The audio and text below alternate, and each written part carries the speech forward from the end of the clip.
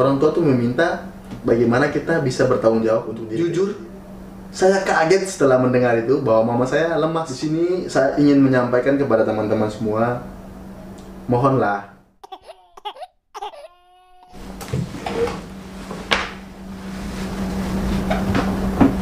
halo teman-teman semua, selamat berbahagia. Tentunya di awal tahun ini semoga kita semua diberi rezeki yang melimpah ya teman-teman. Saya sudah lama sekali tidak membuat video ya teman-teman, upload di channel ini karena saya juga punya channel baru namanya Moso 5. Jadi teman-teman silahkan cek kalau misalnya pengen tahu video apa yang saya upload di channel Moso 5 gitu. Di channel Isen Janu saya terakhir upload itu tahun lalu ya teman-teman. Jadi baru kali ini lagi saya membuat video. Nah, di sini saya membuat video yang agak berbeda teman-teman, dimana ini adalah video sharing pengalaman pribadi selama berada di tanah perantauan ya teman-teman. Saya akan menceritakan saya sudah hampir masuk 9 tahun di sini, seperti apa saya di sini, dan saya akan bagikan melalui video ini teman-teman. Langsung saja kita ke topik pembicaraannya, pembahasan saya. Pada tahun 2012, ketika saya lulus SMA pada saat itu, saya memilih untuk datang ke Jakarta. Tentunya dengan suatu tujuan ya teman-teman.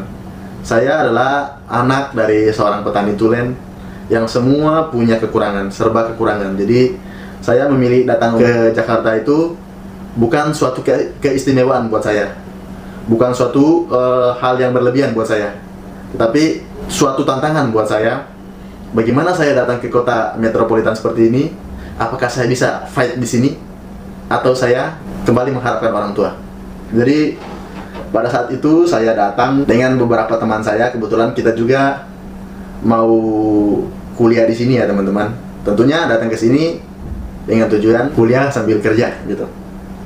Kita datang dari kampung melewati Lombok, Bali, dan Pulau Jawa ya. Itu ada 1 minggu di perjalanan.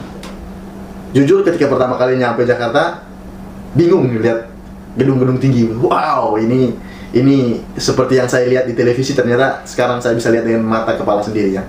Jadi ternyata Jakarta itu benar-benar seperti apa yang saya bayangin. Ada gedung tinggi, banyak mobil-mobil, jalan ke atas bawah gitu. Ternyata itu benar-benar ada di sini ya.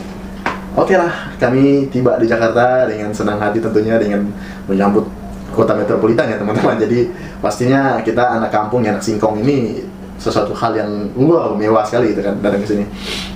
Beberapa hari kemudian saya langsung didaftarkan di salah satu kampus. Saya waktu itu daftar di BSI ya teman-teman. Nah setelah daftar di situ, saya cari-cari lagi kampus. Dapatlah di kampus Universitas Borobudur gitu kan. Kebetulan di situ ada jurusan teknik arsitektur ya teman-teman. Jadi saya mulai daftar di sana sama dengan status mahasiswa teknik arsitektur ya teman-teman. Pada waktu pertama kali mendaftar sebagai mahasiswa arsitektur, itu bagian administrasi kampus itu dia kasih pertanyaan buat saya. Kamu nggak salah nih masuk di jurusan teknik arsitektur nih. Kamu kan latar belakangnya SMA, bukan SMK. Kamu SMA terus jurusan bahasa lagi. Kamu masuk di arsitektur, kamu perbandingannya gigi 1 sama gigi 8. Gigi 1 itu kamu, gigi 8 itu teman-teman kamu yang dari SMK gitu kan, SMK bangunan. Saya tidak permasalahkan apa itu saat itu ya, saya bilang ya, yang penting ketika nanti di semester 1 kami belajar dari nol semuanya, dari hal yang paling bawah gitu kan. Kalau misalnya langsung ke intinya saya memang tidak bisa gitu, karena saya tidak ada basic. Akhirnya tidak jadi beban buat saya. Ya sudah, saya mulai memilih untuk kuliah di sana gitu. Dan ternyata banyak juga teman-teman saya yang basicnya ya dari SMA ya teman-teman. Jadi kami kuliah 1 semester, saya masih minta uang ke orang tua untuk biaya kuliah, untuk biaya transportasi dan makan. Ya tentunya saya sadar bahwa orang tua saya, orang tua yang sederhana, orang tua susah gitu kan. Jadi saya tidak berlebihan untuk meminta uang kepada orang tua. Dan saya minta uang benar-benar untuk kebutuhan hidup saya teman-teman, bukan untuk gaya hidup saya. Jadi saya patahkan segala macam gengsi yang membebanin saya untuk menyaingi teman-teman di Jakarta, karena itu tidak bisa teman-teman. Saya orang kampung tidak bisa menyaingi teman-teman yang ada di Jakarta sini.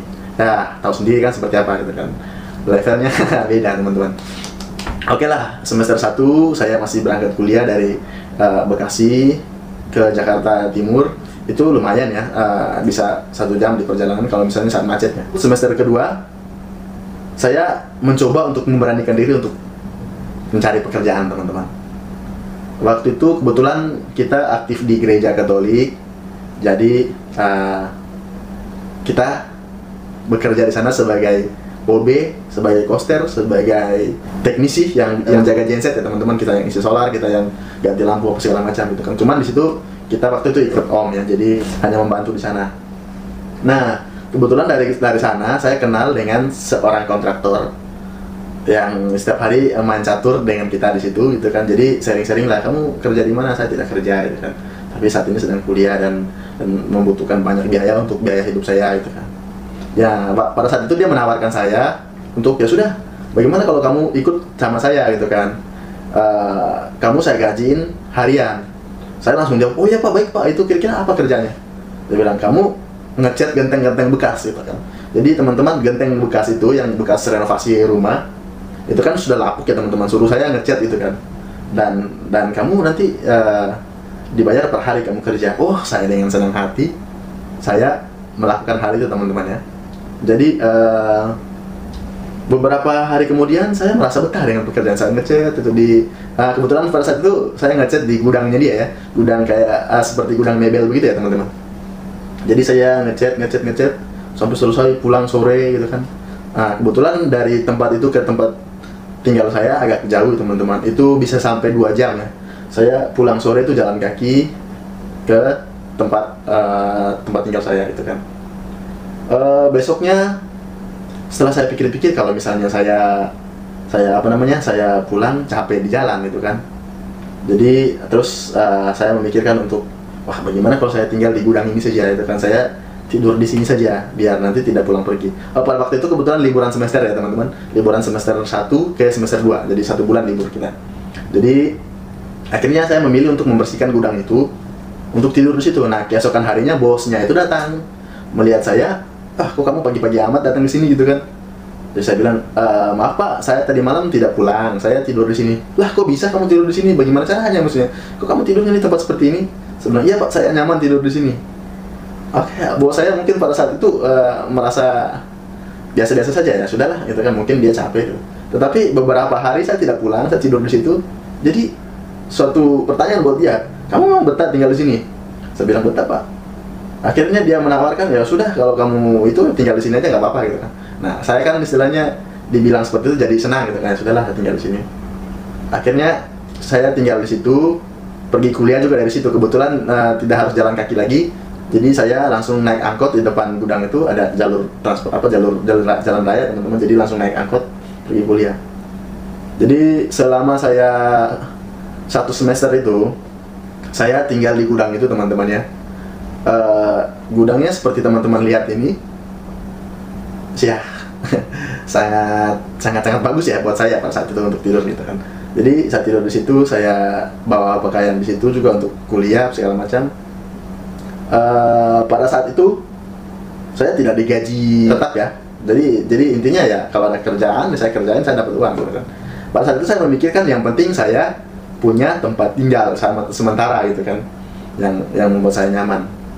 Akhirnya ya lambat-lambat saya nyaman. Saya tidur di gudang itu dengan beralaskan banner. Teman-teman tahu kan banner yang hasil copotan dari pinggir jalan saya ambil itu kan. Terus saya buatkan tatakan untuk saya tidur malam. Jadi ada perasaan sedih, ada perasaan sedih ketika kita sendirian dalam kondisi situasi seperti itu. Cuman kembali lagi saya berpikir bahwa ini adalah proses pendewasaan saya, ini adalah proses penguatan hati saya untuk menghadapi situasi seperti apa sih situasi di Jakarta ini gitu kan. Masih banyak kok orang-orang yang tidur di kolong jembatan, masih banyak kok orang-orang yang tidak punya rumah. Masa saya dengan begini saya sudah menyerah gitu kan. Jadi akhirnya saya tetap bertahan. Tentunya dalam situasi itu saya mempunyai banyak teman yang memberi semangat, teman yang memberi dukungan materi, banyak sekali. Intinya orang-orang yang kita tidak pernah duga itu siapa yang akan datang membantu kita teman-teman. Saya sangat yakin bahwa saat itu Tuhan benar-benar menolong saya. Teman-teman, ketika saya lapar ini, saya benar-benar tidak ada uang sama sekali. Ketika saya lapar, saya hanya minta dengan Tuhan. Saya lapar. Saya tidak tahu harus makan apa hari ini. Entah kenapa, itu sorenya itu si bos saya ini datang ke tempat saya, ke gudang saya. Dia tanya, kamu ada uang nggak? buat jajan. Saya bilang, ada Pak, tinggal sedikit. Ya sudah, ini dia kasih 50.000 kadang gitu, kadang kasih 100.000, ya sudah buat jajan sekalian, buat buat ongkos kan ke kampus. Dan itu kerap terjadi teman-teman. Setiap kali saya meminta kepada Tuhan bahwa Tuhan saya lapar, saya tidak tahu harus makan apa, itu kerap kali tiba-tiba bahwa saya datang dengan sendirinya. Saya yakin dan percaya Tuhan menggerakkan semua hati manusia, teman-teman. Yang penting kita benar-benar tulus meminta kepada Tuhan. Kita membutuhkan sesuatu yang kita butuhkan saat itu.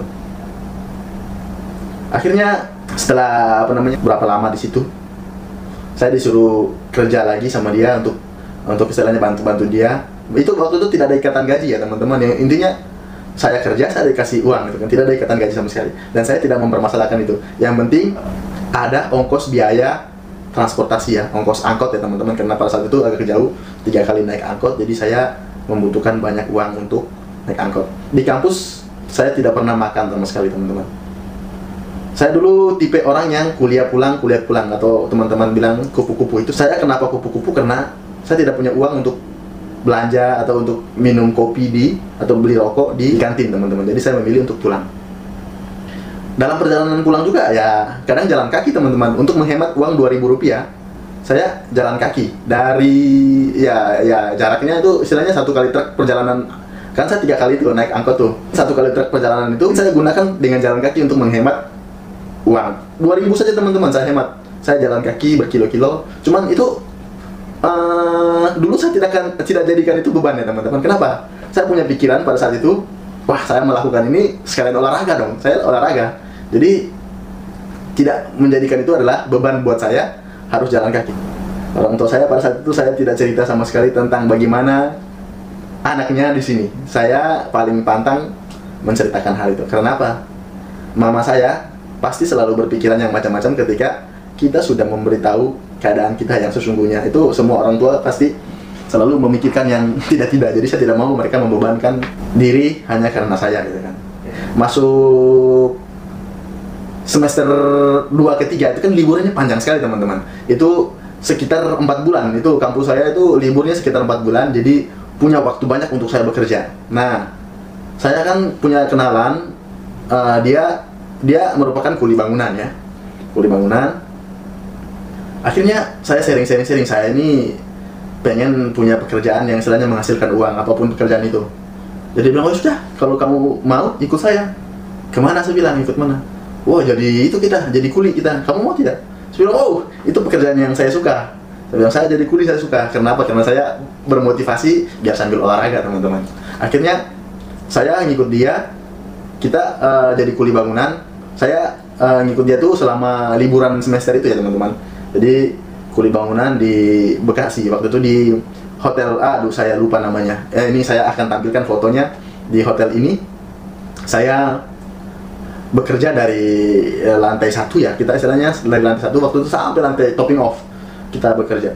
Nah, waktu itu saya sebagai kuli kasar istilahnya, yang angkat-angkat semen, yang operasi gondola, ya campur semen begitu, terus angkat bawa ke atas, terus bawa keramik begitu.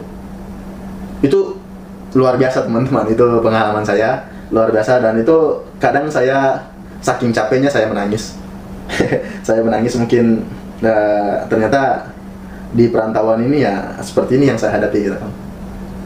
Saya tidak cerita ke orang tua, tidak.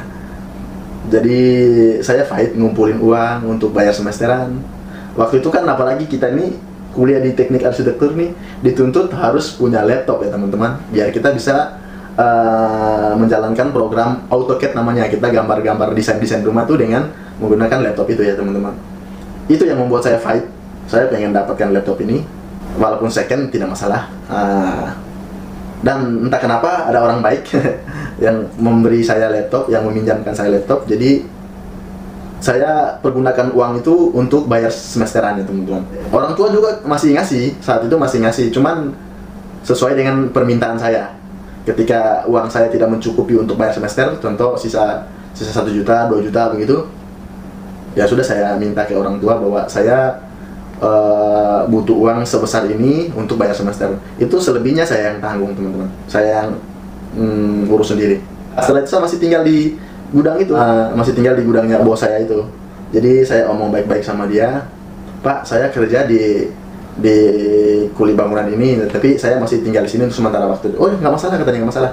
Ini juga lagian juga nggak ada yang jaga, dan lagian juga ini gudang bukan rumah gitu kan. Dan itu kondisinya ya luar biasa teman-teman. Depan gudang itu ada sungai besar sekali, dan itu ketika hujan banjir sampai masuk ke dalam tempat saya tinggal itu teman-teman. Akhirnya saya selama kerja kuli bangunan saya bolak-balik ke situ. Pas mau masuk semester 3, saya sudah berhenti sebagai kuli bangunan, saya mulai kuliah lagi, dan ada uang saat itu untuk biaya kuliah dan juga untuk bisa makan lah. Jadi saya waktu itu bergabung di organisasi Senat Mahasiswa Teknik ya. Jadi di situ saya punya banyak teman-teman yang satu angkatan. Saya lihat kok pada asik-asik semua gitu kan, dan juga sampai larut-larut malam, kadang nginap di kampus gitu kan, tidak dipermasalahin sama security gitu. Wah, ini bagus ini, saya bilang. Daripada saya harus bayar kosan, cobalah saya untuk menetap di sini gitu kan. Jadi pada saat itu saya belum punya kosan, jadi baju-baju saya tidak sebanyak sekarang ini tentunya ya. Baju-baju saya saat itu bisa dihitung dengan jari lah, hanya beberapa potong gitu kan. Ya sudah, saya bawa dari gudang itu, simpan di kampus. Di kampus ini ya saya dengan teman-teman saya gitu kan, sama-sama hidup, ya tahu sendiri hidup mahasiswa ya. Jadi walaupun saya tahu mereka adalah orang-orang yang punya rumah di sini, orang-orang yang berada lah intinya. Cuman mereka lebih memilih untuk berpetualangan gitu kan. Jadi kita tidur di Senat ini. Lambat laun begini teman-teman. Ternyata itu menguntungkan buat saya. Menguntungnya kenapa? Saya kuliah di kampus yang sama. Saya tinggal di dalam kampus juga, jadi tidak bayar. Maksudnya bayarnya sekalian yang SPP gitu, saya mikir kan. Air saya pakai gitu kan, paling beli beras dengan teman-teman, kita masak bareng-bareng gitu kan, makan. Kita kadang tanam sendiri sayur-sayur gitu kan. Kadang kita nyolong sayur-sayur teman-teman dari pertanian gitu kan, teman-teman fakultas pertanian gitu lah. Jadi saya tinggal di kampus itu selama 2 semester.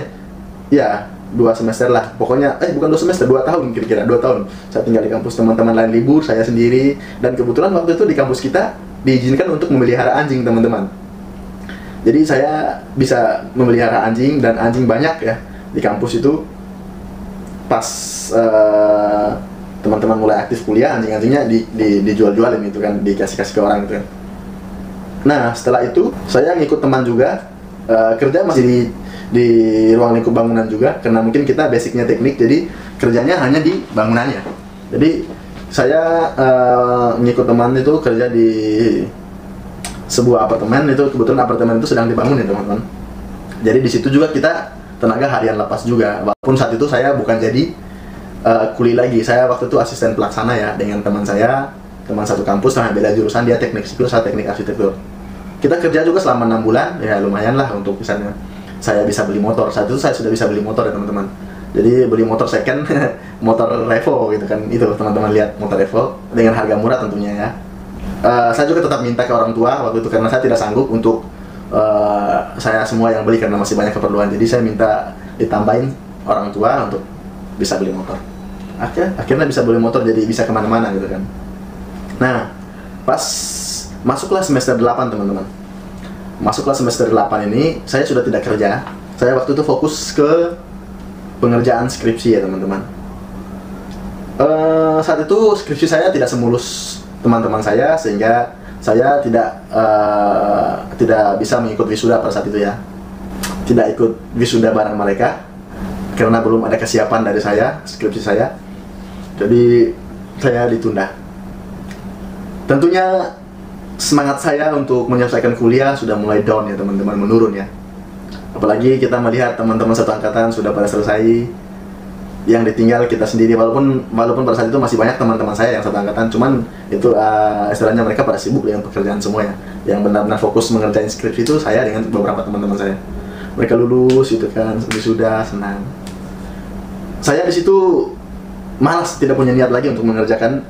Sudahlah, saya bilang, saya coba break aja dulu. Akhirnya kebetulan pada saat itu saya lagi frustrasi dengan skripsi saya ya. Saat itu saya lagi frustrasi dengan skripsi saya. Saya bertemulah dengan teman saya, teman satu kompleks lah. Menawarkan sebuah pekerjaan gitu kan. Sen, kamu mau kerja gak? Terus saya bilang, kerja apa? Dia bilang, ya kerja seperti saya. Ya kamu kerja apa? Saya kerja di koperasi. Terus bagian apa? Terus dia bilang, di bagian penagihan. Saya tidak tahu menahu tentang koperasi seperti apa, dan saya tidak tahu menahu tentang penagihan seperti apa.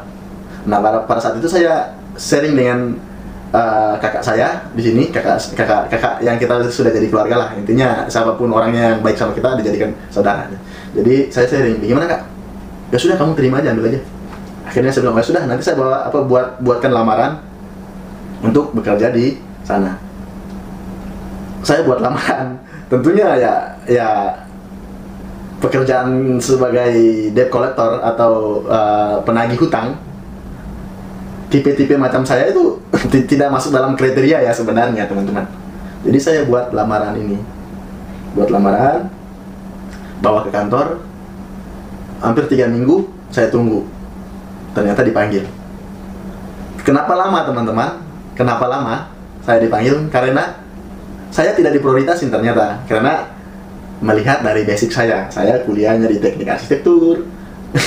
Tiba-tiba lamar kerjanya di bagian penagihan, apakah dia bisa tidak? Jadi saya dengar cerita dari manajer saya bahwa itu lamaran kamu ditaruh paling bawah sambil menunggu orang yang melamar lagi gitu kan, apakah ada gitu kan. Ternyata puji Tuhan tidak ada. Jadi saya dipanggil gitu kan. Saya dipanggil diwawancara. Ya tentunya ditanya seperti basic saya gitu kan, apa gitu kan. Kamu bisa menagih? Saya bilang, saya akan mencoba. Cuman saya punya kelemahan, jiwa sosial saya terlalu tinggi. Tapi saya mencoba akan bekerja secara profesional ya teman-teman. Jadi saya akan mengikuti prosedur pekerjaan saya seperti apa, yaitu menagih utang. Oke, saya kerja dengan motor Revo yang saya punya. Itu saya kemana-mana, sampai kadang Google Maps kadang bawa saya sampai ke kuburan gitu kan. Jadi kita tahu sendiri ya, Jakarta ini tempatnya padat. Jadi semua gang-gang kecil itu kita hafal semua teman-teman untuk menagih ya. Awal-awal tahun, pokoknya beberapa bulan saya kerja dengan istilahnya prosedur yang ada gitu kan.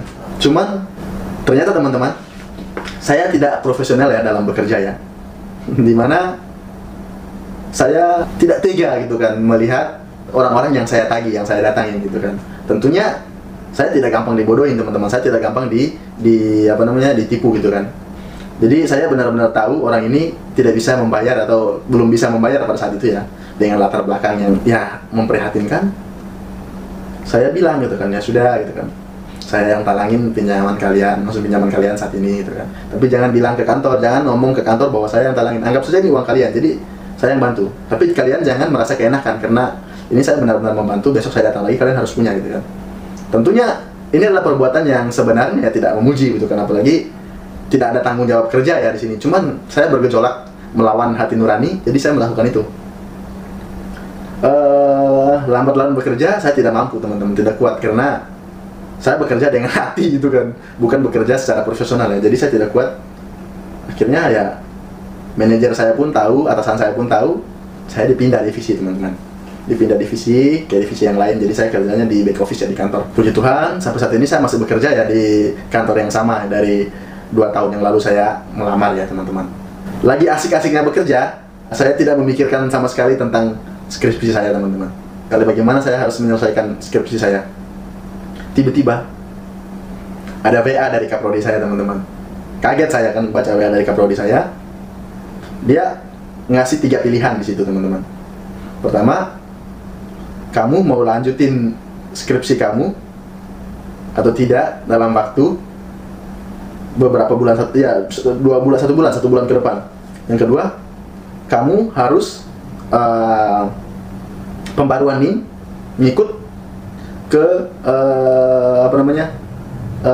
semester yang baru ya. Jadi pembaruan NIM, jadi NIM saya diperbarui dengan semester yang baru. Contoh 2020, saya kan angkatan 2012 ya, lama sekali teman-teman. Jadi masuk ke 2020 jadi.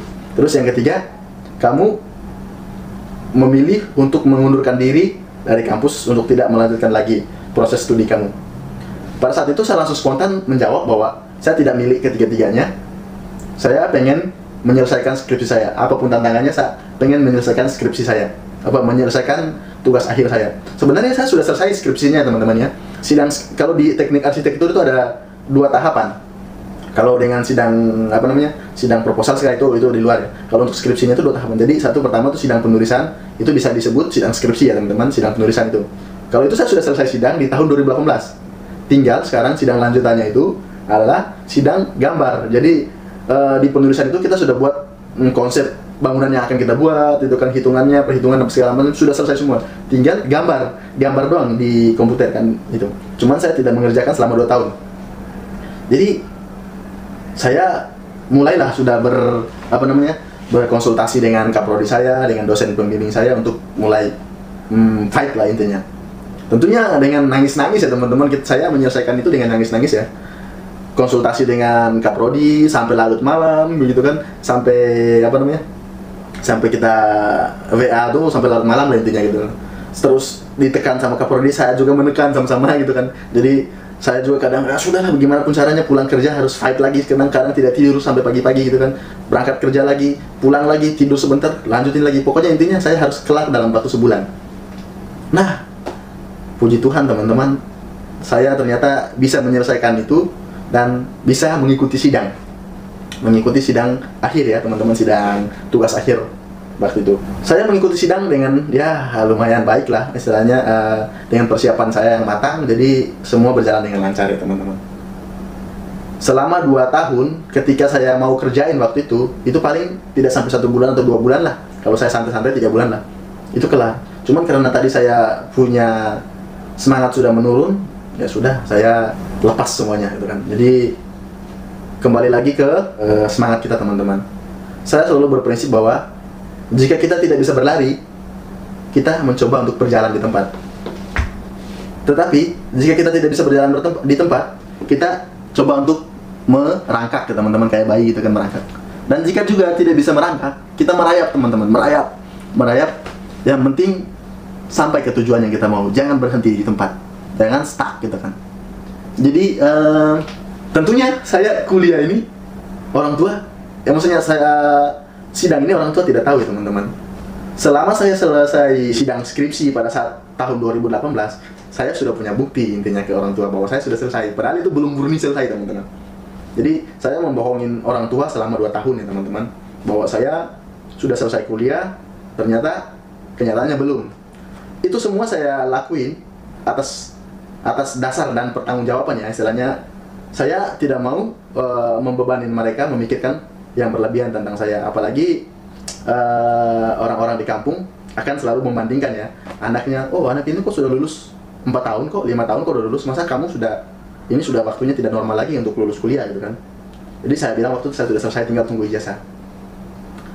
Pas saya sidang teman-teman, saya sidang 1 hari sebelum sidang itu saya menginformasikan kepada orang tua saya, kepada bapak dan mama di rumah bahwa saya besok akan sidang ya. Tentunya dengan segala ritual yang ada, mereka bakar lilin segala macamnya. Saya pas besoknya saya sidang berjalan dengan lancar. Mungkin karena saya sudah memberitahu mereka malamnya, jadi saya tidak kasih tahu ke orang tua saya bahwa saya sudah sidang gitu kan. Pas malam harinya teman-teman, saya baru mengabari, saya telepon ke orang tua, ke mama, bahwa saya tadi siang sudah selesai sidang mah, dan istilahnya ya berjalan dengan lancar. Apa yang terjadi teman-teman? Yang saya tidak pernah menduga dalam hati saya, yang selama ini saya tidak pernah menduga adalah harapan orang tua teman-teman. Mama saya sepanjang hari itu ternyata dia tidak pergi ke kebun teman-teman, dia tidak makan, dia tidak keluar rumah. Hanya karena apa? Hanya karena menunggu saya hari itu benar-benar sidang atau tidak. Karena memang ya pantas mereka menunggu seperti itu. Waktunya sudah lama saya kuliah gitu kan. Jujur, saya kaget setelah mendengar itu bahwa mama saya lemas. Seperti itu mereka, sampai segitunya mereka terhadap kita, yang benar-benar tidak ada dalam pikiran saya, tidak ada sama sekali sampai orang tua saya itu seperti itu. Saya selama ini anggap biasa saja. Ternyata teman-teman, harapan orang tua melihat kita sukses dalam bidang pendidikan itu, wow, luar biasa teman-teman. Di sini saya ingin menyampaikan kepada teman-teman semua, mohonlah jangan mengecewakan kedua orang tua. Beritahu yang sebenarnya. Ketika memang kita tidak kuliah atau memang kita tidak mau melanjutkan lagi gitu kan. Jangan halnya seperti saya. Akhirnya apa? Saya juga meminta maaf ke bapak dan mama pada saat itu. Saya bilang, "Pak, Ma, saya memang sengaja menipu kalian, bilang bahwa saya sudah selesai skripsi. Memang sudah selesai beneran skripsi, cuman lanjutannya saya tidak kasih tahu mereka. Jadi saya sengaja, kenapa? Biar kalian tidak punya beban terhadap saya. Cuman saya bilang, saya punya tanggung jawab moral, tanggung jawab yang sangat besar untuk diri saya sendiri. Jadi omongan saya itu adalah tanggung jawab saya sendiri gitu kan. Saya harus penuhi omongan ini. Intinya harus penuhin. Mau sampai kapanpun saya harus penuhin. Saya akan merasa berdosa ketika saya tidak memenuhi itu. Dan orang tua saya merasa kecewa ketika mereka tahu bahwa saya tidak kuliah pada ujung-ujungnya. Jadi saya meminta maaf ke bapak, ngomong sejujur-jujurnya bahwa saya baru lulus hari ini, dan ini benar-benar lulus. Kalian tidak usah ragu lagi dengan saya. Saya pada hari ini benar-benar selesai kuliah, Pak. Ma, saya sudah sidang. Ya tentunya mereka bahagia ya. Walaupun istilahnya mungkin masih ada pertanyaan gitu kan, ini benar atau tidak. Cuman secara jujur saya bilang bahwa saya sudah selesai. Yang selama ini saya bilang selesai itu hanya karena menjaga perasaan kalian. Yang saya tekankan di sini hanya satu hal, teman-teman. Bicaralah sejujurnya kepada orang tua dan jangan membuat mereka kecewa. Ternyata yang mereka rasakan itu sungguh sangat luar biasa. Yang mereka tunggu-tunggu itu sungguh sangat wow, amazing gitu. Yang mereka tunggu-tunggu itu adalah satu proses pencapaian luar biasanya mereka gitu kan. Saya tahu semua orang tua tidak meminta yang berlebihan kepada anaknya gitu kan. Orang tua tuh meminta bagaimana kita bisa bertanggung jawab untuk diri kita sendiri, untuk orang lain, untuk masa depan, dan tentunya untuk maksudnya untuk keluarga kita sendiri ya. Orang tua hanya tuntut itu. Selain itu orang tua tidak mau tuntut, materi juga orang tua tidak tuntut. Yang penting tanggung jawab orang tua untuk menyelesaikan kita sekolah sudah selesai. Itu teman-teman. Terserah kamu mau kerja atau tidak, itu urusan kamu. Yang penting kamu sudah sarjana. Apalagi kalau misalnya ada foto wisuda. Wow. Itu lengkap sekali teman-teman kalau misalnya di rumah kita ada foto wisuda. Kebetulan di rumah saya belum ada foto wisuda. Dulu kakak saya yang pertama dia kuliah, terus dia tidak wisuda, cuman ya sekarang sudah istilahnya sudah enak lah, sudah PNS gitu kan. Cuman dia tidak punya foto wisuda, dan karena dia tidak mau wisuda pada saat itu ya. Termasuk saya juga tidak mau, bukan tidak mau wisuda teman-teman. Ini kebetulan dengan pandemi seperti ini, jadi saya memilih untuk tidak wisuda dulu, karena buat saya percuma kalau saya merayakan sendiri wisuda itu. Saya pengen wisuda itu didampingin oleh orang tua saya, baik itu bapak atau mama atau keluarga yang dari kampung lah intinya, yang dari kampung bukan keluarga yang di sini. Karena saya pengen dedikasikan keberhasilan saya dalam bidang pendidikan kepada mereka. Jadi saya tidak mengikuti. Kebetulan juga ada informasi bahwa nanti akan tetap dilaksanakan wisuda, nah cuman tidak membawa pendampingnya. Jadi percuma buat saya. Nanti mungkin saya akan ikut wisuda setelah itu ketika keadaan membaik ya teman-teman. Jadi seperti itu. Jadi saya juga pengen pulang kampung. Kalau ada kesempatan, saya ada waktu untuk berlibur, saya pulang kampung dan saya melakukan wisuda di sana. Jadi saya pengen mereka yang wisudain saya. Bahkan saya pengen orang tua yang akan saya wisudakan. Saya pengen wisudakan bapak saya atau mama saya. Karena apa? Karena mereka sudah berhasil mendidik saya sebagai anak yang sedikit bertanggung jawab untuk diri sendiri. Saya merasa bahwa saya sudah berhasil dididik dengan baik oleh bapak mama. Jadi saya pengen, ya sudahlah, kalian yang seharusnya diwisuda. Kalian seharusnya yang pantas gitu kan, bahwa kalian tuh berhasil membawa saya sampai ke jenjang pendidikan sarjana ya. Jadi itu adalah, apalagi kami adalah keluarga yang sangat sederhana. Jadi keluarga yang ingin sekali melihat itu, dan kebanggaan keluarga semua lah intinya. Jadi teman-teman, mohon maaf saya ngomong terlalu panjang lewat. Jadi jika ada omongan saya yang tidak berkenan di hati teman-teman, mohon dimaafkan. Dan jika ada omongan saya yang mungkin berkenan di hati teman-teman, mohon terserah teman-teman mau diabaikan atau diserap. Ya, ini adalah pengalaman pribadi saya yang ingin saya bagikan kepada teman-teman semua. Baik teman-teman, cukup sampai di situ saja. Mudah-mudahan kita semua ke depannya selalu diberi kekuatan agar bisa menjalani hidup ini dengan lebih kuat lagi intinya. Jadi saya tahu banyak orang yang punya masalah yang mungkin lebih berat dari saya, yang mungkin lebih besar dari saya, tetapi mereka tidak mau menceritakan seperti saya, bahkan mereka memendam sendiri gitu kan. Jadi semua manusia tentunya punya masalah masing-masing ya teman-teman. Jadi tergantung bagaimana kita menghadapi masalah itu. Dan semoga teman-teman juga kuat dalam menghadapi masalah apapun yang menimpa hidup teman-temannya. Dan juga jangan lupakan Tuhan, karena Tuhan adalah segalanya. Kita meminta kepada Tuhan untuk segala urusan kita dipermudah teman-teman. Baik teman-teman, terima kasih banyak sudah menonton video ini sampai sejauh ini. Dan jika teman-teman merasa bermanfaat, silahkan bagikan, komentar, like, dan share. Saya Ihsan Janu mengucapkan terima kasih dan salam 5 jari semboyan saya. Salam 5 jari.